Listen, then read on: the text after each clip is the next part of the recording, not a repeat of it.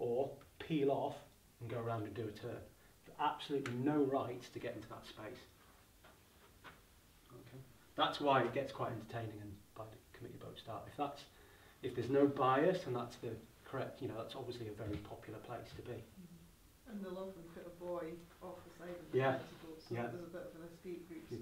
You could find, or you could just find there's a boat there because people want their committee boat to stay floating for the rest of the day. So they may put an inner mark just to make sure that that's the start mark, and it's not there. Sometimes you need to speak to them. It was again in handicap racing. There was a big boat called Glen Afton, and that was the starting position in every race. And then one race I said, right, I've had enough of this. I'm going to, and I came up and I was like lee wind of him, just to leeward of him coming up to start. And I said 3 minutes before the start, I started the conversation. Listen, I can make the committee boat your windward boat. I'm going to ask you to keep clear.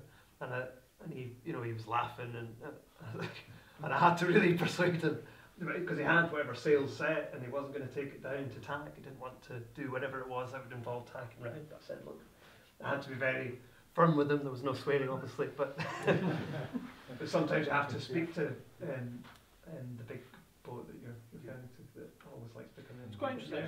In 707s, if you're against 707s, it'll not work. Yeah, no.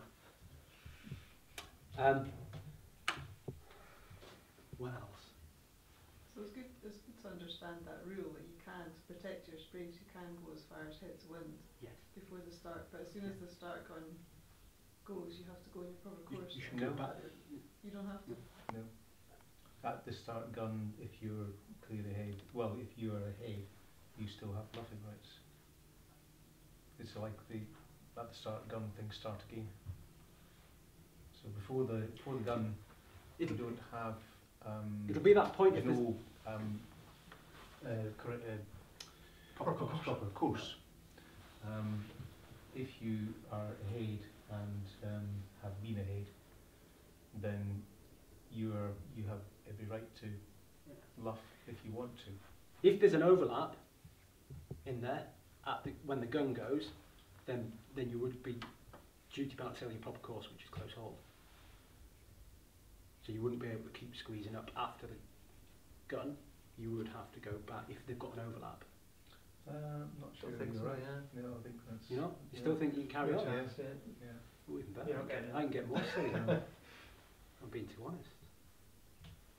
If the boat from behind comes round the boat to windwards, and then the gun goes, then the windward boat still has to keep clear, but the leeward boat, because he's establishing overlap from the leeward side, from behind, can't sail above his proper course.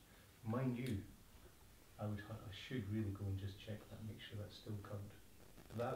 It used to be the standard routine. I don't think there's water at the starboard, no. Oh no, No, water might be. It's the definition of sailing proper course. I tried to look this up after the gun. Relative positions after the gun. Yeah. Establishing the rights to sail above the proper course and so on. So anybody got a rule book? 1992 version or whatever it might have been, yeah. It's in the car that I haven't got with me. I've said that usually when the gun goes, you want to Want head to off get anyway. Yeah. Not everybody else. You've You've done If you're sitting here, sitting here going head to close him out, meanwhile everybody else is just yachting off and you're sitting there going, well, that's great, I've taken one person out.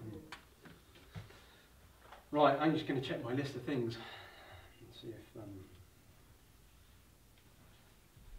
pre-race prep, line, bias, tides, transits, sequence and flags, black flags, positioning, rules. So it's done. That's it, kind of done. There was one more thing on starting that I thought of while you were talking about positioning, where you want to be on the line. Again, it's context is everything though, isn't it? If you're at the Nationals and there's a 30 boat fleet, I want to start on the side of the fleet that I want to be on for the beat. Don't know if that makes sense. You might in a normal club race be able to start at starboard end and then make your way over to the port end, which is where you think things are going to happen for you. But in the Nationals, that might not happen. If you start on the port end, you're not going to be able to make your way to the starboard end because there's a big lump of boats there. So you need to think about it if you want to be on a certain side and it's really busy, then you might take that into consideration. So thinking about what's happening up in this part of the race, Yeah. is there a wind? Is there more wind on one side or the other? Is there more tide? Way away from the start line, do you want to change your tactic at the start to go, well actually I want to be on this side of the fleet because there's an advantage to be gained later on? Yes. Yeah. That's brilliant. That's extremely important. In fact, very often being on the correct side is far more important than fighting to the death to get in mark and then discovering, crikey, I actually want to be on the starboard side, and therefore I've got to cross the fleet somehow at one port to get to the starboard side. I mean, you could be halfway up the beat before that's achievable, just as Neil says, and so it's actually critical to be thinking where do I want to be in the beat, rather than or bear that in mind when where you're starting exactly on the line. You've got to have manoeuvrability to get to where you want to be, not get bogged down and get trucked off with a whole load of diehards away up the left-hand side. Rachel, when she asked me to do this, she was like, you know, at the Nationals 2 years ago, we always managed to be reasonably at the start line. And I was thinking what we're doing, and I remembered every time we started a race at that event, I said to everybody else, right, the plan for the start is we're going to aim for the middle of the start line with plenty of speed and we'll look for clean air. And that's all we did every single time.